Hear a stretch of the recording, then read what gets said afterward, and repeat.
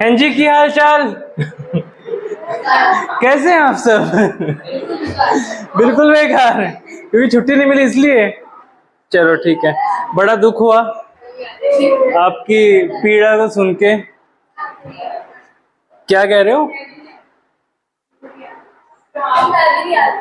जैसा कि आप लोगों ने बताया कि आप लोगों के हालचाल कुछ खासा अच्छे हैं नहीं। आप लोगों को जबरदस्ती आज की क्लास में बिठाया गया है, बिल्कुल भी अच्छे नहीं है। अच्छा,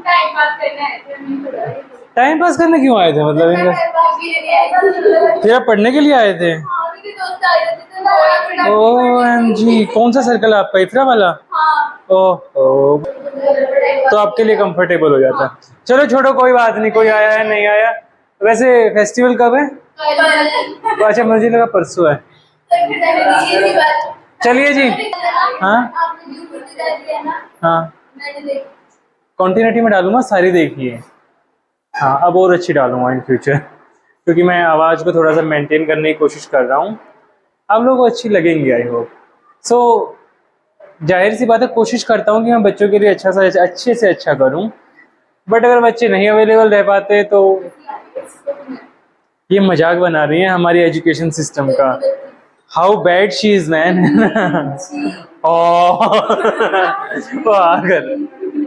एन जी, exchange of oxygen and carbon dioxide, ठीक है? तो यहाँ पे एक्सचेंज में NGE आना था, ठीक है? कल मिस्टर इब्राहिम का मजाक भी, परसों मिस्टर इब्राहिम का मजाक भी बना था इसी बात पे, एक्सचेंज वाले पे था ना ऐसा कुछ। ओके, चलिए जी। तो ऑक्सीजन और कार्बन डाइऑक्साइड के बारे में तो आप जानते ही हैं, ठीक है? इनके एक्सचेंज के बारे में क्या बताएंगे, कैसे एक्सचेंज होता होगा? डिफ्यूजन, ठीक है जी। आप लोग कुछ बोलोगे? प्लांट्स के अंदर डिफ्यूजन, ओके ठीक है जी। इन प्लांट्स डिफ्यूजन, ठीक है। ऑस्मोसिस प्रोसेस के बारे में जानते हो? क्या होता है ऑस्मोसिस में? High concentration area to low concentration area की तरफ मूवमेंट होती है पानी की, ठीक है? सीधी सी बात है, अगर मैं इस पूरे कमरे में पानी बहुत सारा भर देता हूं और गेट बंद कर देता हूं, तो जैसे ही मैं गेट खोलूंगा तो सारा का सारा पानी कमरे से बाहर की तरफ जाएगा। मतलब पानी किस तरफ गया है? High concentration to low concentration की तरफ। इट इज लाइक जैसे हमारी मेट्रो चलती है ना दिल्ली में, एक सरोजनी नगर वाला स्टॉपेज आता है, पता होगा आप लोगों को, मेट्रो स्टेशन आता है सरोजनी नगर। वहां पे इतनी सारी भीड़ होती है मेट्रो के अंदर, तो जो सारी भीड़ है ना, वो है हाई कंसंट्रेशन एरिया, और जो प्लेटफॉर्म है वो लो कंसंट्रेशन एरिया है। तो जैसे ही मेट्रो के गेट खुलेंगे, स्पेशली सरोजनी नगर वाले पे इतनी सारी भीड़ उतरती है, तो दैट इज ऑस्मोसिस एक प्रकार से, ठीक है? ऑस्मोसिस की 3 टाइप होती हैं। कौन कौन सी? हाइपरटोनिक सॉल्यूशन, आइसोटोनिक सॉल्यूशन और हाइपोटोनिक सॉल्यूशन। हाइपोटोनिक में पानी अंदर आता है तो स्वेलअप होएगा, हाइपरटोनिक में पानी बाहर निकलता है तो श्रिंक हो जाएगा, और आइसोटोनिक में वाटर की कंसंट्रेशन दोनों तरफ इक्वल रहती है, ठीक है? तो जो प्लांट्स होते हैं हमारे, वो कौन सा प्रोसेस फॉलो करते हैं एक्सचेंज के लिए? डिफ्यूजन वाला process. When there is no photosynthesis occurring, carbon dioxide elimination is the major exchange activity going on. सीधी सी बात है, अगर फोटोसिंथेसिस हो ही नहीं रहा है रात के टाइम पे पौधे क्या करते हैं? कार्बन डाइऑक्साइड लेते हैं या छोड़ते हैं? रात के टाइम पे छोड़ते हैं, दिन के टाइम पे लेते हैं, ठीक है?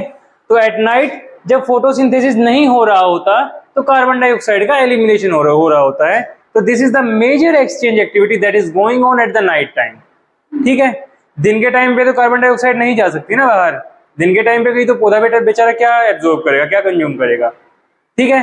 बट अगर नाइट का टाइम है तो उनको जरूरत नहीं होती। पौधों का हमारे वाला सिस्टम नहीं है। हम लोग क्या करते हैं, हम 24 घंटे ऑक्सीजन लेते हैं, ये क्या करते हैं, ये रात को कार्बन डाइऑक्साइड छोड़ देते हैं। Still if I am talking about desert plants, तो डेजर्ट प्लांट्स रात को कार्बन डाइऑक्साइड कंज्यूम करते हैं और दिन में छोड़ते हैं, ठीक है? During the day carbon dioxide generated during respiration is used for photosynthesis. दिन के दौरान जो कार्बन डाइऑक्साइड ली जाती है उसका यूज किस में हो जाता है? फोटोसिंथेसिस में। रात वाली बाहर निकाल दी जाती है, hence there is no carbon dioxide release, इसलिए कोई कार्बन डाइऑक्साइड का रिलीज होगा ही नहीं दिन के टाइम पे। Instead oxygen release is the major event at this time. और पौधे जो ऑक्सीजन छोड़ेंगे उसको कौन कंज्यूम करेगा? आप लोग। आप नहीं लेते ऑक्सीजन? लेते हो ना? कितने ग्राम लिए अभी अभी? पता नहीं बेटा, कैसी बातें कर रहे हो, किसी से कुछ ले भी रहे हो और काउंट भी नहीं कर रहे। अच्छी बात थोड़ी ना ऐसे, मतलब वो हाँ मुझे तो पता है, क्यों बताऊं क्यों बताऊं मैं पूछूंगा ही नहीं, बता और बता, हो गया ना जोक फेल है, मुझे पता है। इन एनिमल्स, देखो यार सीधी सी बात नॉर्मली ये होती है कि हम नॉर्मली 1 मिनट में 18 से 24 बार सांस लेते हैं, ठीक है? तो उतनी बार हम ऑक्सीजन भी लेंगे। जबकि अगर मैं मछलियों की बात करता हूँ, फिश की बात करता हूँ, तो वो क्या करती हैं, वो लगभग हमारे से डबल टाइम इनहेल करती हैं, ठीक है? तो हमारी जो ब्रीथिंग रेट होती है that is near about 18 to 24 times in a minute, ठीक है? If I am going on fish, तो उनकी लगभग डबल हो जाती है, 40 से 45 बार। ऐसा क्यों होता है? उनके पास लंग्स नहीं होते बेसिकली, तो वो गिल्स के थ्रू पूरा का पूरा प्रोसेस करती हैं। और दूसरी चीज ये है कि जो फिश जो ऑक्सीजन लेती है ना, वो वाली होती है जो कि पानी में सोल्यूबल होती है, ठीक है? अब आप लोगों को अगर एक ऐसे कमरे में बंद कर दिया जाए जहां पे बहुत ज्यादा सफोकेशन हो, बहुत ज्यादा घुटन होती हो जहां पे, तो आपकी जो ब्रीथिंग रेट होगी वो फास्ट हो जाएगी या स्लो होगी? फास्ट हो जाएगी। अब बार बार सांस लेने की कोशिश करोगे, एग्जाम हॉल में बैठे हुए हो, मान लो 3 घंटे का पेपर है, 3 घंटे का पेपर शुरू होने से 2 मिनट पहले क्या हालात होते हैं? चीटिंग वगैरह का जुगाड़ कर रहे होते हैं, कोई बाथरूम में चिट छुपा रहा है, कोई जुराब के नीचे चिट छिपा रहा है, या कोई जूतों में छुपा रहा है, कोई पैंट शर्ट में, लड़के लोग पता नहीं कहाँ कहाँ छुपा लेते हैं। तो ये वाली सिचुएशन होती है ना, तो हार्ट बीट तो फास्ट होएगी क्योंकि हम बहुत सारी एक्टिविटी में लगे हुए होते हैं, सीधी सी बात है। हैं जी, मैं सही कह रहा हूँ? कहाँ कहाँ छुपाते हो बताओ? एक तो बाथरूम में छुपाते हैं, एक मोबाइल यूज करते हैं चीटिंग के लिए, और टाई में भी छुपाते हैं, टाई में छुप जाती है। हाँ, और कुछ हाथों में लेके जाते चीटिंग के लिए, नहीं हाथों में नहीं लेके जाते, पकड़े जाते हैं, मतलब यहाँ पे लिखते हैं ना, फिर उसको हाइड कर लेते हैं, ऐसा कुछ। पेन के अंदर भी डाली जा सकती है चीटिंग भाई साहब। एक और मेथड बता दो बेटा, यूट्यूब पे जाएगा अब तो सबको पता लग जाएगा। हाँ बता दो। बेल्ट के अंदर भी डाली जा सकती है। हाँ, पेपर पैड पे भी लिख सकते हैं भाई साहब। चीटिंग में तो उसका वो बेल्ट के अंदर छुपा रहा है, पिटे मुंह तेरे भाई साहब। नहीं बेटा, हो जाती है एडजस्ट, आराम से हो जाती है। कॉलेज टाइम में बहुत बच्चे देखे करते हुए। देखो मैंने एक ऐसी स्टेज पे खड़ा हूं जहां मैं एक्सेप्ट नहीं कर सकता मैंने की थी या नहीं की थी, तो मैं इसके बारे में कुछ नहीं कहूंगा अभी, ठीक है ना? देखो टू बी वेरी ऑनेस्ट, मैं एक बात तुम्हें बता सकता हूँ कि 12th तक मैंने बहुत हार्ड वर्क किया है, बहुत ज्यादा एक्सट्रीम फॉर IIT एंड वगैरह वगैरह। इट इज लाइक कि मैं उन लोगों में था जो पढ़ाकू टाइप आते हैं, 12 से 14 घंटे पढ़ने वाले, वैसे कुछ लोग। उसके बाद आई वाज लाइक कि ठीक है जी, अब दुनियादारी के मजे लेते हैं, देखते हैं दुनिया है कैसी। तो उसके बाद बाहरी ज्ञान काफी लिया है, तो ऐसा ऐसा कुछ सीन था। तो कॉलेज टाइम में काफी मजे किए हैं हमने, बट स्कूल टाइम में काफी हार्ड वर्किंग रहे। ये बात मैं आप लोगों को भी कह सकता हूँ, लेकिन एक बात मैं तुम्हें बता सकता हूँ, 12th तक जो मैंने पढ़ा उसी के बेस पे मैं आगे ग्रेजुएशन में आराम से पास होता चला गया, ज्यादा कुछ हार्डवर्क करने की जरूरत पड़ी ही नहीं। जैसे मैंने मैथ ऑनर्स किया है, तो वहां पे जो क्वेश्चन आते थे ना, जो मेरा 12th वाला नॉलेज था वही ज्यादातर काम आ जाता था। जैसे इंटीग्रेशन इक्वेशन है, डिफरेंशिएशन इक्वेशन है, कैलकुलस वगैरह, तो बहुत आराम से हो जाती है। अगर किसी बच्चे ने 12th में IIT वगैरह की तैयारी की है ना, वो आराम से नॉर्मली मैथ ऑनर्स वगैरह इक्वेशन डील कर सकता है बहुत आराम से। माइंड नेचुरली डेवलप हो जाता है, IQ डेवलप हो जाता है, तो वहां पे फिर बहुत ज्यादा मेहनत नहीं करनी पड़ती आप लोगों को, ऐसा कुछ सीन होता है। टाइप्स ऑफ एनिमल्स, ठीक है जी, एक तो टेरेस्ट्रियल टाइप के एनिमल्स हो गए जो जमीन पे रहते हैं, और एक एक्वेटिक टाइप के एनिमल्स होंगे जो पानी में रहते हैं। अगर मैं टेरेस्ट्रियल यानी कि जो जमीन पे रहते हैं उनकी बात करता हूँ, आप लोग जमीन पे रहते हो लेकिन आप तो फर्स्ट फ्लोर पे हो अच्छा बात वही हुई, ओहो मुझे तो पता ही नहीं था। सही कह रहे हैं पक्का? नहीं कह रहे ना, फर्स्ट फ्लोर पे हो तो आप कैसे जमीन पे बोल सकते हो खुद को? ओहो हाँ, जमीन पे हैं अभी? बेटा जमीन पे ही हो बेवकूफ लोग, सुनते नहीं हो। Oxygen uptake, breath the oxygen in. हैं जी, जो जमीन पे रहते हैं वो ऑक्सीजन को इनसाइड लेंगे in the from the atmosphere basically by different organs in different animals.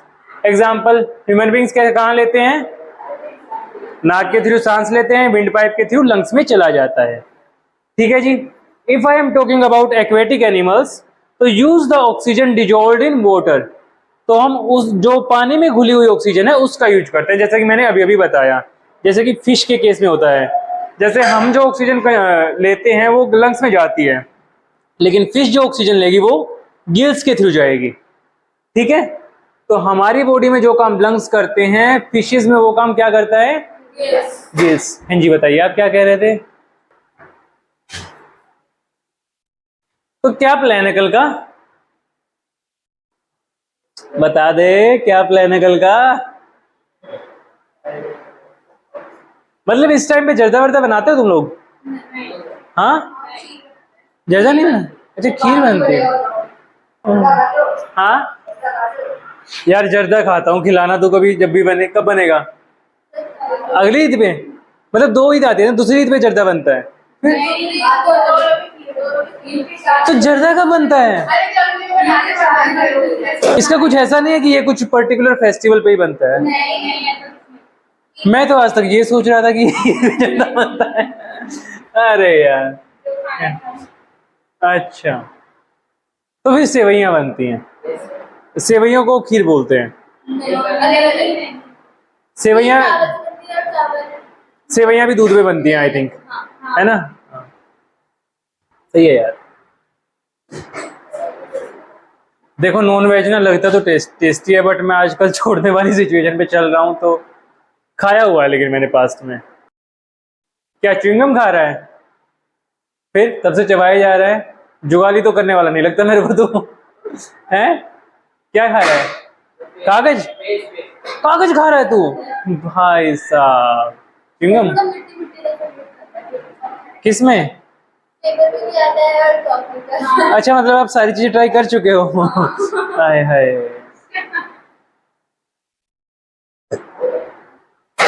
Centre fruit की शेयरिंग चल रही है। मैं क्लास में कैसे खाऊं लेकिन। ले पकड़।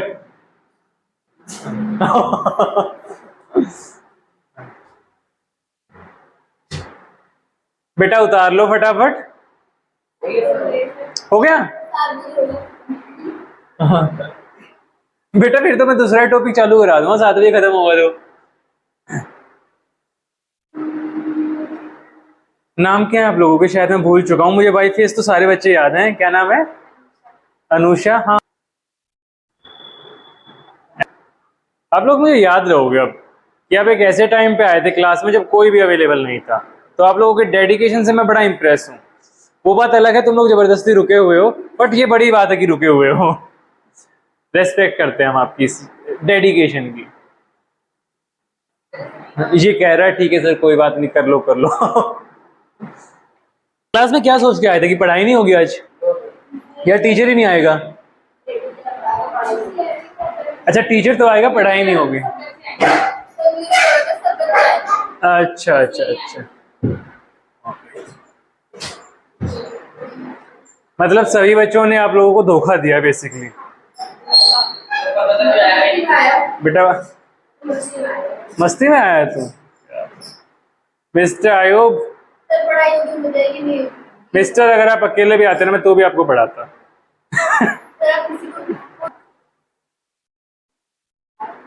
ये लो जी, ये मिस्टर कह रहे हैं I breathe in and breathe out easy, यानी कि एक इंसान 1 मिनट में लगभग कितनी बार सांस ले लेता है?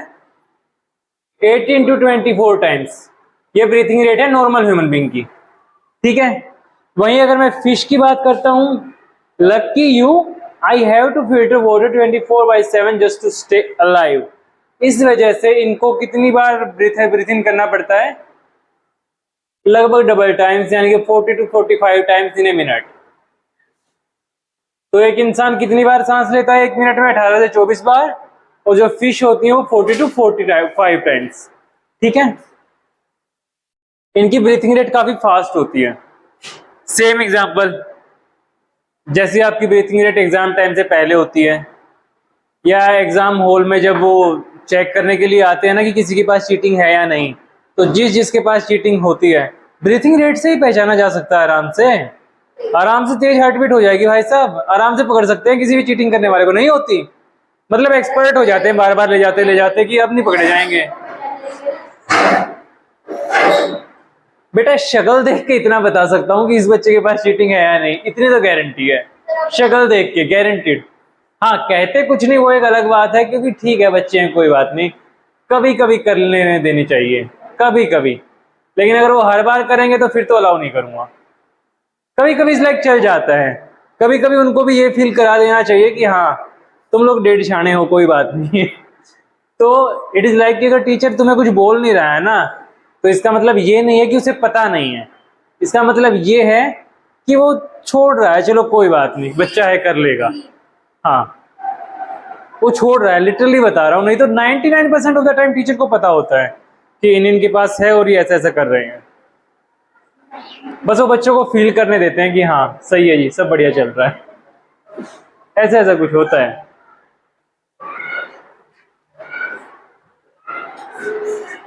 मेरा एक ऐसा दोस्त रहा है जो बहुत खतरनाक था चीटिंग के मामले में, और उसको हर पेपर में चीटिंग करनी होती थी, और वो ऐसी ऐसी जगह पे चीटिंग छुपा देता था, पता नहीं कहां कहां छुपा के आ जाएगा, और प्रॉपर कर भी लेता था। That's why I know that much about cheating, कि कैसे कैसे करनी होती है, क्या क्या जगह पे कर सकते हैं, वगैरह वगैरह। दुनियादारी का पूरा ज्ञान लेना चाहिए यार, सिर्फ पढ़ने वाला बंदा सक्सेसफुल नहीं रहता आज के दिन। अगर सारे मतलब ईमानदार होते तो आज के दिन करप्शन थोड़ी ना हो रहा होता, इतनी जगहों पे हो रहा है, सीधी सी बात है। तो थोड़ा बहुत बाहरी ज्ञान लेना बहुत जरूरी है। गोलू मोलू मत बनिए। वो गोलू मोलू बच्चे होते हैं ना, सर ये चीटिंग कर रहा है वो बताते हैं सर इसने ना अभी अभी चीट निकाली है हाँ वही तो। वैसे गोलू मोलू मत बनिए, वो बेचारे होते हैं, अब उनको कुछ कह नहीं सकते, कोई बात नहीं, होते हैं, भोले वाले बच्चे होते हैं वो। ये है जी हमारा रेस्पिरेशन प्रोसेस। रेस्पिरेशन प्रोसेस में क्या होता है, सीधी सी बात है, आप सांस लोगे, सबसे पहले इनहेलिंग करोगे, लीजिए सांस, करो फटाफट, ऐसे पूरा ऐसे करके करना है। नोटिस कीजिए कि जो आपका डायफ्राम है, डायफ्राम जो है वो अंदर की तरफ गया है या फ्लैटन हो गया है? फ्लैटन हो गया है। तो जब भी आप सांस लेते हो, जो आपका डायफ्राम है वो फ्लैटन हो जाता है, और जैसे ही सांस छोड़ोगे तो ये वापस डोम जैसी शेप बना लेता है। ठीक है, जैसे ही सांस छोड़ोगे ऐसी शेप हो जाएगी, और जैसे ही सांस लोगे रिब्स ऊपर उठ जाएंगे और बिल्कुल फ्लैटन हो जाएगा आपका डायफ्राम, बिल्कुल ऐसा। मैं आपको दिखा देता हूं।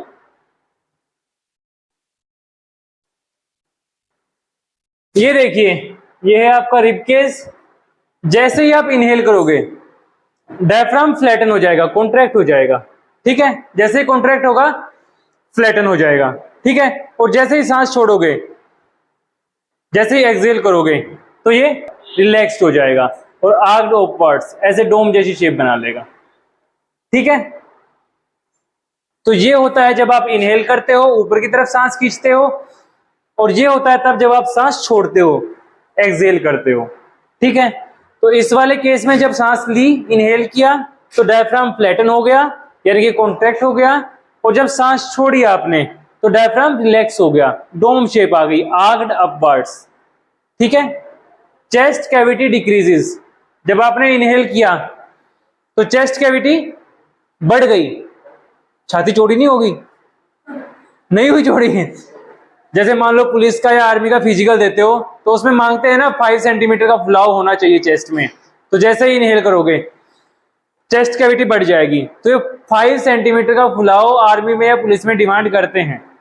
अगर मान लो आपकी चेस्ट 85 सेंटीमीटर है, तो 90 सेंटीमीटर कम से कम फुलाने के बाद होनी चाहिए, इनहेल करने के बाद होनी चाहिए, वो डिमांड करते हैं बेटा।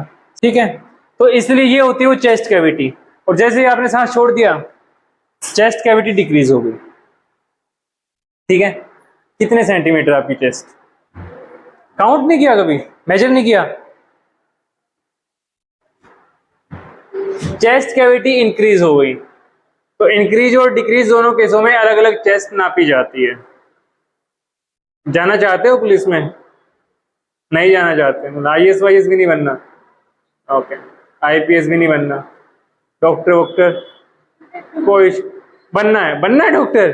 अरे वाह, ठीक है, फिर ज्यादा चेस्ट की डिमांड नहीं है वहां पे, कोई मेजर फिजिकल एक्टिविटी उतनी ज्यादा फास्ट वो नहीं चाहिए, ठीक ठाक है, उतना होना चाहिए। ठीक है जी, this is all about diaphragm. ठीक है, रिब्स एंड स्टेर्नम रेस्ट, आपके जो रिब्स और स्टेर्नम है वो रेज हो जाते हैं और चेस्ट कैविटी इंक्रीज हो जाती है। इसमें एयर जो है वो एंट्री कर रही है लंग्स में, ठीक है, और इसमें एयर एक्सपेल आउट हो रही है। ठीक है, खैर इसकी फोटो लेना चाहो तो फोटो ले लो, इसमें लिखोगे तो क्या, खैर फोन नहीं है आपके पास? आपके पास है? सर मैं तो कागज खाने में बिजी। भाई साहब, जैसे रोटी का टुकड़ा तोड़ते हैं ना खाने के लिए, तो कागज तोड़ रहा है, ऐसा क्यों? भूख लगी है? टिश्यू पेपर दे दो आपको भी खाना है? अच्छा लगता है कागज खाना, टेस्ट में अच्छा, कैसा टेस्ट होता है? नहीं बेटा मुझे नहीं करना, ऐसे गंदे शौक नहीं है मेरे मिट्टी टाइप का लगता है। तो आपको क्या लगता है मैं मिट्टी खाता हूँ? इतने कॉन्फिडेंस से कैसे बोल रहे हो कि सर मिट्टी टाइप का लगता है, अच्छा ही होगा, आपने तो खाई होगी पहले, है ना? नहीं खुद तो खाई होगी, तो ये मेरे से भी एक्सपेक्ट कर रहे हैं कि इन्होंने भी खाई होगी। च्युइंगम फेंकी है? अच्छा जी, आज रेस्पिरेशन खत्म कर देना हमें, ताकि अगली क्लास वालों को रिग्रेट हो कि क्लास में आना चाहिए था। तुम लोगों को ना ये फील आनी चाहिए कि अगर तुम लोग अवेलेबल हो ना तो इतना करके जाओ कि आगे आने वाली क्लास वाले कम से कम टॉपर तो इतना सोचे कि हाँ हमें आना चाहिए था। मेक देम रिग्रेट कि क्लास क्यों मिस की। मजा आएगा, ट्रस्ट मी इस फीलिंग का लिटरली बता रहा हूँ, सही बता रहा हूँ मैं, तुम्हें ज्यादा मजा आएगा इस चीज से। हाँ जी, ये देखो रेस्पिरेशन में होता क्या है, pathway of respiratory air in human beings. ठीक है, जो आप सांस लेते हो तो जाहिर सी बात है इनहेलिंग करोगे, हवा अंदर जाएगी, किसके थ्रू जाएगी? नाक के थ्रू जाएगी। ठीक है, तो नोस्ट्रिल्स के थ्रू हवा अंदर जाएगी, तो दिस इज आवर नसल पैसेज। अगर हम उंगली डालते हैं तो नसल पैसेज दिखता है, लेकिन उंगली डालनी नहीं है। ठीक है, क्या डालनी है? नहीं डालनी, वैसे भी महसूस हो जाता है, दिस इज नसल पैसेज, ये जो दो छेद हैं। ठीक है, तो जब हवा अंदर की तरफ जाएगी तो नाक में बाल वाल होते हैं या दूसरे पार्टिकल्स होते हैं, हवा छन के अंदर की तरफ जाती है पूरी तरह से। तो हवा नसल पैसेज में से जाती हुई यहां तक जब आ जाती है, ये वाला पार्ट है फेरिंग्स। कौन सा पार्ट है? This is pharynx. नोस्ट्रिल्स के बाद नसल कैविटी और नसल कैविटी के बाद फेरिंग्स। नसल कैविटी ये वाली जब हवा यहां से जा रही है, उसके बाद फेरिंग्स। फेरिंग्स ये वाला स्टॉप है। फेरिंग्स जो है वो कॉमन पैसेज है, यानी कि कॉमन रास्ता है खाना जाने के लिए भी और हवा के जाने के लिए भी। तो यहीं से खाना जाता है और यहीं से हवा जाती है। लेकिन फेरिंग्स तक पहुंचने के बाद अब डिसीजन होएगा कि आगे जो हवा जाएगी वो विंड पाइप में जाएगी या ईसोफेगस में जाएगी। विंड पाइप क्या होती है? जिसमें हवा जाती है। ईसोफेगस क्या होती है? जिसमें खाना जाता है। ठीक है, तो फेरिंग्स के यहाँ पे ये डिसाइड होगा कि हवा विंड पाइप में जाएगी या ईसोफेगस में जाएगी। जो आपकी विंड पाइप है, यानी कि जो रेस्पिरेटरी ट्रैक जो है, उसके ऊपर होता है एपिग्लोटिस।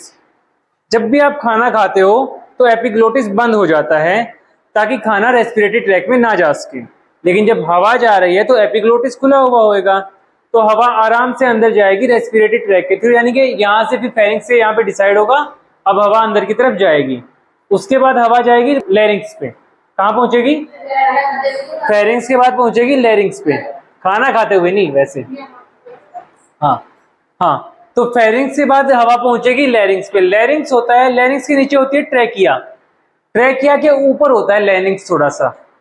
ठीक है, लैरिंग्स होता है वॉइस बॉक्स, यानी कि ये जो आपको मेरी आवाज सुनाई दे रही है ये इसी की वजह से सुनाई देती है, यही हेल्पफुल होता है इसमें। ठीक है, ट्रैकिया क्या काम करता है? यहाँ पे होते हैं, ट्रैकिया ही विंड पाइप होता है। यहाँ पे रिंग्स ऑफ कार्टिलेज भी होते हैं। रिंग्स ऑफ कार्टिलेज क्या करते हैं? ये विंड पाइप को कोलैप्स होने से बचाते हैं। क्या काम करते हैं rings of cartilage? Rings of cartilage क्या काम करते हैं? विंड पाइप को कोलैप्स होने से बचाते हैं। ठीक है, उसके बाद हवा जाएगी ट्रेकिया के बाद ब्रोंकाई में, मतलब लंग्स में चली जाएगी। लंग्स में अलग अलग ब्रांचेस में डिवाइड हो जाती है हवा, मतलब वो ब्रोंकाई में चली जाएगी। ये हमारे लंग्स हैं, यहाँ पे ब्रोंकाई ब्रांचेस निकलेंगी, इनको हम ब्रोंकाई बोलते हैं, ठीक है। और इनमें से भी जब ब्रांचेस निकल जाती है ना और ज्यादा, उनको ब्रोंकियोल्स बोलते हैं। और ये ब्रांचेस जहां पे जाके खत्म हो जाती हैं उसको एल्वियोलाई बोलते हैं, ठीक है। जैसे एक पेड़ होता है ना, उस पेड़ में शाखाएं होती हैं, ब्रांचेज होती हैं, और फिर उन ब्रांचेज में फ्रूट लगे हुए होते हैं, तो वो फ्रूट है एल्वियोलाई, ठीक है। और ये जो ब्रांचेज हैं ये मेन ब्रांच में से निकली हुई है, ठीक है। तो यहां पे आगे सारा टर्मिनेशन हो जाता है, फिर यहां पे गैसियस एक्सचेंज होता है ब्लड वेसल्स और एल्वियोलाई के बीच में, ठीक है। तो alveoli is the site of gaseous exchange. तो हवा कहां से कहां आई? जैसे हम सांस लेंगे हवा नाक में जाएगी, नाक के बाद नसल पैसेज से होते हुए अंदर जाएगी, उसके बाद फेरिंग्स में पहुंचेगी। फेरिंग्स पे ये डिसाइड होगा हवा को इसोफेगस में जाना है या विंड पाइप में जाना है। तो वहां पे विंड पाइप से होते हुए यहाँ फेरिंग्स पे डिसाइड हो गया, उसके बाद हवा जाएगी लैरिंग्स तक, लैरिंग्स के बाद ट्रैकिया में जाएगी, ट्रैकिया के बाद ट्रैकिया पे होंगे rings of cartilage. Rings of cartilage क्या डिसाइड करेंगे कि विंड पाइप कहीं कोलैप्स ना हो जाए, उस चीज को मेक श्योर करते हैं। रिंग्स ऑफ कार्टिलेज ये मेक श्योर करते हैं कि विंड पाइप कोलैप्स ना हो जाए। उसके बाद हवा जाएगी ब्रोंकाई में, ब्रोंकाई के बाद ब्रोंकियोल्स, ब्रोंकियोल्स के बाद alveoli, that is the site of gas exchange. ये डायग्राम बना लो एक बार, बना लिया, वेरी गुड।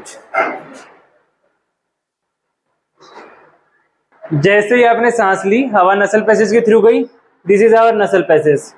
फिर ये उसके बाद यहां से आती है, ठीक है जी। यहां पे सबसे पहले फेरिंग्स में पहुंचेगी। फेरिंग्स में क्या डिसाइड होगा, इसोफेगस में जाना है या विंड पाइप में जाना है। तो हवा होगी तो कहां जाएगी, विंड पाइप में, ठीक है। लैरिंग्स के बाद हवा जाती है ट्रैकिया में। यहाँ पे होते हैं रिंग्स ऑफ कार्टिलेज, ये रहे rings of cartilage. Rings of cartilage क्या मेक श्योर करते हैं कि विंड पाइप कोलैप्स ना हो जाए। तो उसके बाद हवा यहां से होते हुए, अब ये बनेगा पूरा का पूरा ट्री। क्या बनेगा, पूरा का पूरा ट्री बनेगा, पूरा पूरा पेड़ बनेगा। तो ये बन गई ब्रांचेज, बट गए ब्रांचेज में। ये ब्रांचेज को क्या बोलते हैं, ब्रोंकाई, ठीक है। ब्रोंकाई आगे जाके और ब्रांचेज में डिवाइड होगी छोटी छोटी। इन छोटी छोटी ब्रांचेज को क्या बोलेंगे, ब्रोंकियोल्स। और ये जो ब्रोंकियोल्स है जहां टर्मिनेट होते हैं बैलून लाइक स्ट्रक्चर, उसको बोलते हैं एल्वियोलाई। क्या बोलते हैं, एल्वियोलाई। जैसे ये रहे, ये है एल्वियोलाई। और ये पूरा का पूरा जो गुच्छा है इसको बोलते हैं एल्वियोलर सैक, ये, ठीक है। ये वाली चीज थी बेसिकली जो मैं आपको डायग्राम के थ्रू बताने की कोशिश कर रहा था, ठीक है। तो सारे के सारे फंक्शन यहाँ पे लिख रखे हैं। नोस्ट्रिल्स का एक पेयर होता है, in human beings air is taken into the body through the nostrils. हवा ली जाती है नोस्ट्रिल्स के थ्रू। उसके बाद नसल पैसेज आएगा, air is clean filtered by hairs, जो कि नाक के अंदर होते हैं, warmed and moistured due to the presence of mucus, ठीक है। नाक में हेयर भी होते हैं और म्यूकस भी होती है, ठीक है। म्यूकस कब बाहर निकलती है, जब जुकाम होता है। नहीं आती तेरे को, pharynx, pharynx is the common passage for air and food, ठीक है। This is that pharynx, this is pharynx common passage for air and food. उसके बाद इसोफेगस और रेस्पिरेटरी ट्रैक वाला चक्कर आता है। उसके बाद larynx, this is voice box, जो कि मेरी आवाज आपको सुनाई दे रही है, that is because of this air passes through hair helping us produce sound, ठीक है। साउंड को ट्रेवल करने के लिए मीडियम चाहिए होता है। कौन चिल्ला रहा है,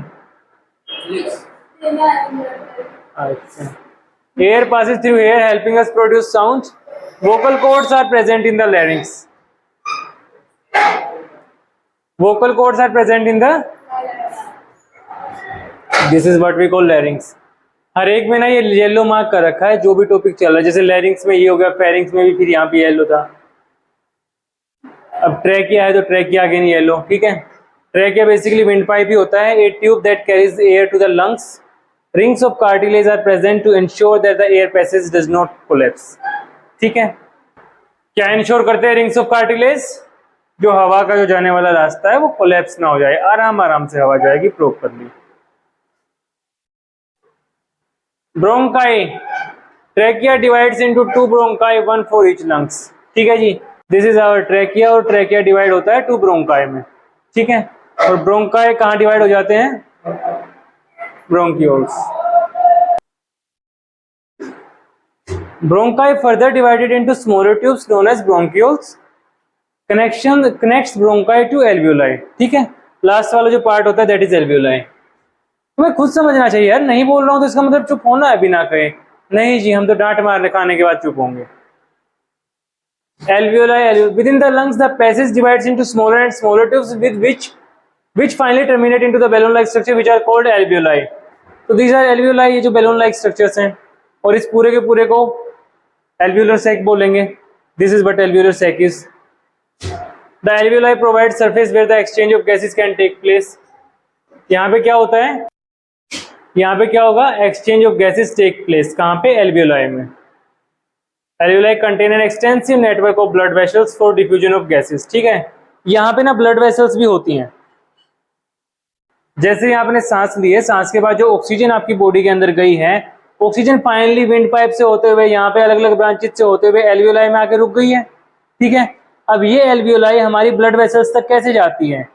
यहाँ से जाती है। ठीक है, और ब्लड वेसल्स के थ्रू ही कार्बन डाइऑक्साइड इनके अंदर जाती है। तो यहाँ पे होता है ऑक्सीजन और कार्बन डाइऑक्साइड का एक्सचेंज। ठीक है, ऑक्सीजन जाएगी एल्वियोलाई से ब्लड वेसल्स में O2, और कार्बन डाइऑक्साइड यहाँ से बाहर आएगी और एल्वियोलाई में चली जाएगी, और एल्वियोलाई के बाद इन ब्रोंकाई और ब्रोंक्यूल्स से होते हुए, ब्रोंक्यूल्स और ब्रोंकाई से होते हुए, ट्रैकिया से होते हुए विंड पाइप के थ्रू नाक में से बाहर निकल जाती है। क्या? Carbon dioxide. बेटा कौन सी गैस छोड़ते हो? Carbon dioxide. इनहेल कौन सी करते हो? Oxygen. So the walls of alveoli contain an extensive network of blood vessels for diffusion of gases with blood. ठीक है जी।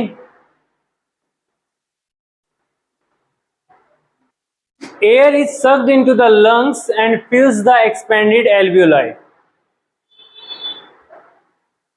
जैसे ही आप सांस अंदर लेते हो, जो आपका जो रिब्स है वो ऊपर की तरफ उठ जाता है। ठीक है, चेस्ट कैविटी इंक्रीज हो जाती है, तो जाहिर सी बात है एल्वियोलाई का भी साइज इंक्रीज होगा। एल्वियोलाई क्या है? Basically balloon like structure. हमने जो सांस लिया उसको फाइनली तो एल्वियोलाई में ही जाना है ना, जो भी आप सांस लोगे फाइनली एल्वियोलाई में ही जाएगी, तो सारी की सारी हवा एल्वियोलाई में भर जाएगी। Air is sucked into the lungs and फिल्स the expanded alveoli. The blood brings carbon dioxide from the rest of the body for release into the alveoli. ये मैंने अभी अभी आपको बताया है। Oxygen in the alveolar air is taken up by the blood in the alveolar blood vessels to be transported to all the cells in the body. Oxygen को पूरी body में अलग अलग सेल्स में ट्रांसपोर्ट कर दिया जाता है। ठीक है, residual volume during the breathing cycle when air is taken in and let out the lungs always contain a residual volume of air. It provides sufficient time for oxygen to be absorbed and for the carbon dioxide to be released. अब एक बात बताइए, जब आपने सांस लिया और जब सांस छोड़ा, उस ड्यूरेशन में आपको क्या लगता है कि लंग्स में हवा होती है या नहीं होती? कभी सोचा इस बारे में कि जब सांस ले रहे हो और सांस छोड़ रहे हो, उस बीच में जो टाइम है तो उसमें हवा होती है या नहीं होती? ये वही वाला कॉन्सेप्ट है रेजिडुअल वॉल्यूम ऑफ एयर का। During the breathing cycle when जब हवा अंदर जाती है और बाहर आती है, तो लंग्स के पास हमेशा एक रेजिडुअल वॉल्यूम ऑफ एयर होता है। ठीक है, और वो किस लिए होता है? ताकि ऑक्सीजन को आराम से एब्जॉर्ब किया जा सके और कार्बन डाइऑक्साइड को रिलीज किया जा सके शांति से।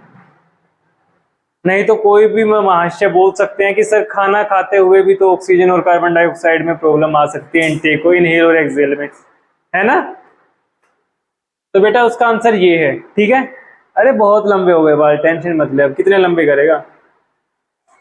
डायफ्राम के बारे में मैं आपको पहले ही समझा चुका हूं। जैसे ही आप इनहेल करते हो चेस्ट कैविटी इंक्रीज हो जाती है, तो डायफ्राम फ्लैटन हो जाता है। चेस्ट कैविटी इंक्रीज होगी, डायफ्राम फ्लैटन हो जाएगा, जिसको आप बोलते हो डायफ्राम कॉन्ट्रैक्ट हो गया।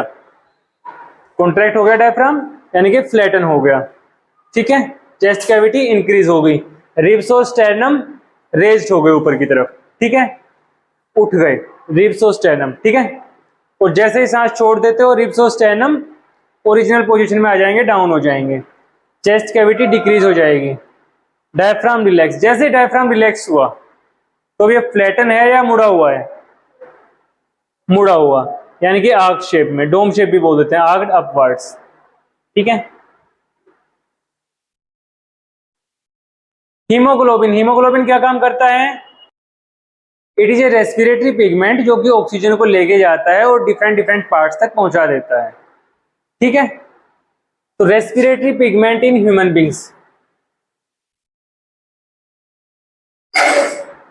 जैसे तुम लोग स्कूल जाते हो, ठीक है, तो जब आप घर से स्कूल जा रहे हो तो कौन सा ट्रांसपोर्ट यूज कर रहे हो? बस वगैरह हम नॉर्मली यूज करते हैं। तो सेम काम यहाँ पे ब्लड क्या करता है? ब्लड क्या करता है? ऑक्सीजन को लेके जाता है, क्योंकि हमने जब इनहेल किया तो ऑक्सीजन बॉडी के अंदर आई है, लंग्स के बाद वो ब्लड वेसल्स में आई है, एल्वियोलाई के थ्रू एक्सचेंज होने के बाद, और उसको फिर डिफरेंट डिफरेंट पार्ट्स में पहुंचा दिया जाता है। और ऑक्सीजन को डिफरेंट डिफरेंट पार्ट्स में पहुंचाने का काम कौन करता है? हीमोग्लोबिन। जैसे तुम्हें स्कूल पहुंचाने का काम बस करती है और फिर वापस लाने का काम भी बस करती है, ठीक है। लेकिन ऐसा किया क्यों जाता है कि ऑक्सीजन को ट्रांसपोर्ट किया जाए?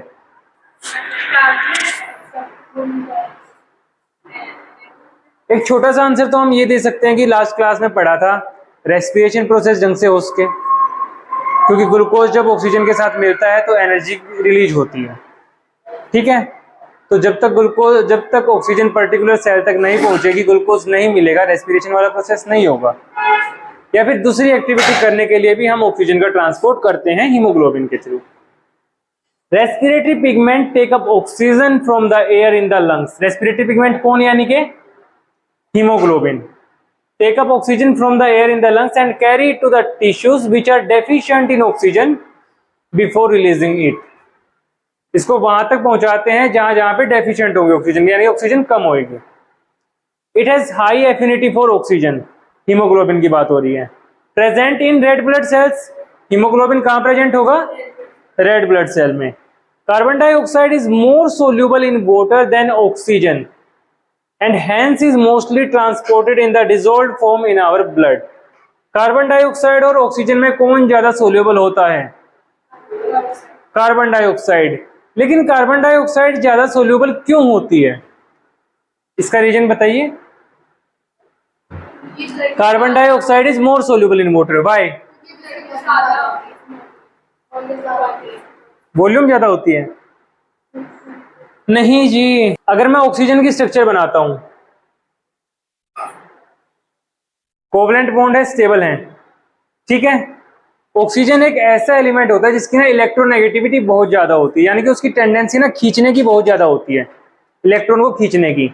लेकिन यहाँ पे दोनों ऑक्सीजन है, ठीक है, तो यहाँ पे खींचने की पावर उतनी ज्यादा नहीं होगी जितनी की कार्बन डाइऑक्साइड के केस में होगी। अगर मैं कार्बन डाइऑक्साइड की स्ट्रक्चर बनाता हूं तो वो ये है। तो यहां पे ना O2 की बजाय पोलैरिटी का लेवल बहुत ज्यादा है, पोलैरिटी का लेवल यहां की बजाय यहां पे काफी ज्यादा है।